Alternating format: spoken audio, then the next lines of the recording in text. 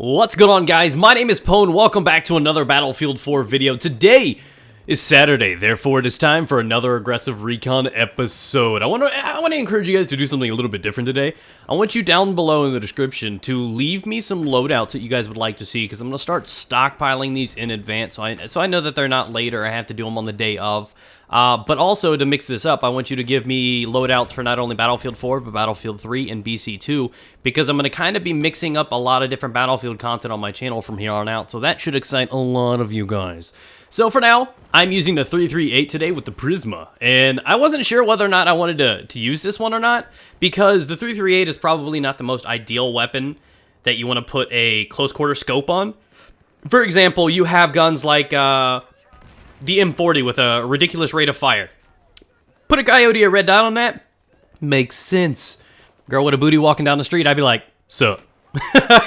What's up? So I don't know. I love the peeking feature in this game. Sit down, son. You're in timeout, Mr. Guy. I like how he's like, oh, I'm gonna get away. I'm gonna run through this window. Oh shit, there's a hole there. It's pretty fun.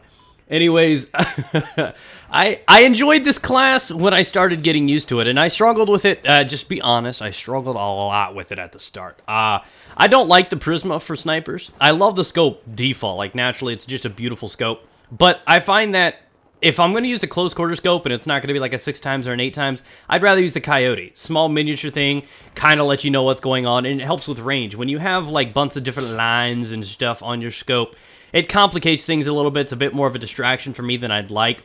And then on top of that, with the giant little crosshair in the middle, the red crosshair, any sort of distance, it gets it a little bit more challenging because of all that clutter right there to tell exactly where the headshot is. So if you're trying to nail that perfect long-distance shot, it gets to proving to be a little bit more difficult than it actually looks. So it took me a while. It took me about 3 hours just to get one decent gameplay together. And that's actually pretty sad for me because I consider myself a decent recon.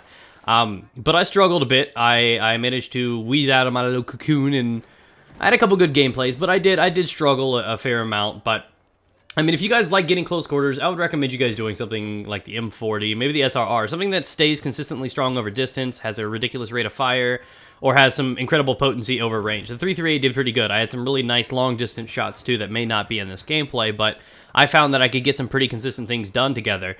And, ooh, shot him in the butt. And then I proceeded to waste every other additional bullet until I get the lucky headshot.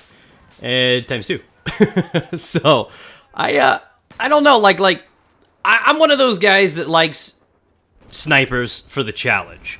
I'm one of those guys that likes shotguns for the challenge. I'm not going to use, you know, semi-auto shotgun that you just pew, pew, pew, pew, pew.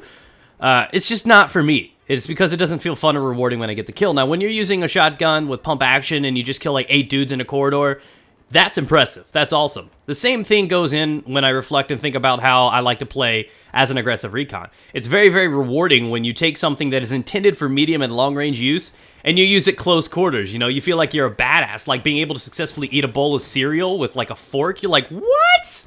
I'm like, I feel accomplished. You know what I'm saying? So just putting that out there. It's just, and I clear the whole bowl too. Don't even ask me how I get the milk. It's just really, really unique. It's really, really fun and challenging. And I think when you put something like a close quarter scope on top of it, you're kind of defeating the purpose of the gun. I mean, then at that point, you just kind of have, it's like using slugs or something at that point from a shotgun. When you put like a red dot sight on the sniper, it's kind of like, yeah, we'll just use this in close quarters, kill people in the chest. It's like a shotgun at that point.